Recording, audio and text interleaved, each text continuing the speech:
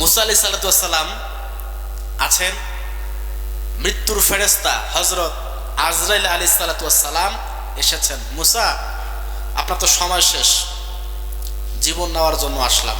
নাম কি? আজরাইল আলাইহিস সালাতু ওয়াস সালাম। আজরাইল আপনার আমার জীবন কবজ করবে কি করবে না? মুসা আলাইহিস সালামের জীবন কবজ করেছেন কে?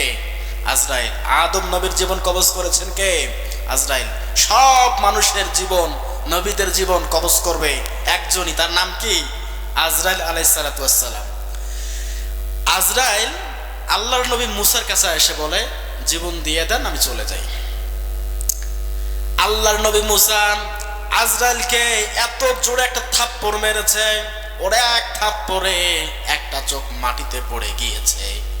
আল্লাহ পাক রব্বুল আলামিনের কাছে আজরাইল গিয়ে বলে, রব্বুল আলামিন এমন বান্দার কাছে পাঠালাম, জীবন তো দিলই না, এমন থাপ্পড় দিয়েছে আমার চোখটাই মাটিতে পড়ে গড়াগড়ি করছিল।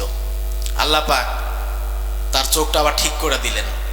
বলছে, আজরাইল আমার বন্ধু মুসার কাছে গিয়ে তুমি কি ভুলটা করেছিলে বলো তো? কোন কাজটা করো নাই? মনে করে দেখে আজরাইল আলাইহিস সালাতু ওয়াস সালাম বলছে, আল্লাহ আমি তো সালাম দেই নাই। আমি কি দেই নাই? আমি তো সালাম দেই নাই, সালাম দিতে ভুলে গিয়েছিলাম।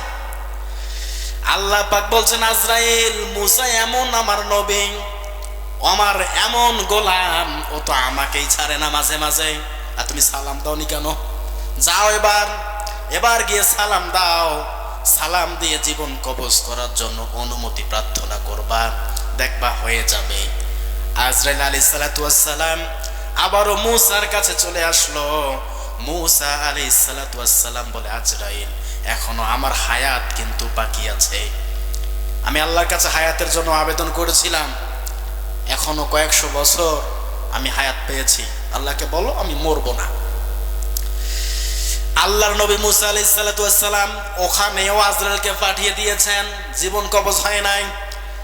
আল্লাহ পাক আজরাইলকেও বলেছিলেন, আজরাইল ফিরে আসো, এখন জীবন কবজ করার দরকার নাই, যখন সময় হবে আবারও মুসার কাছে তোমাকে পাঠাবো, তখন তুমি জীবন কবজ করিও।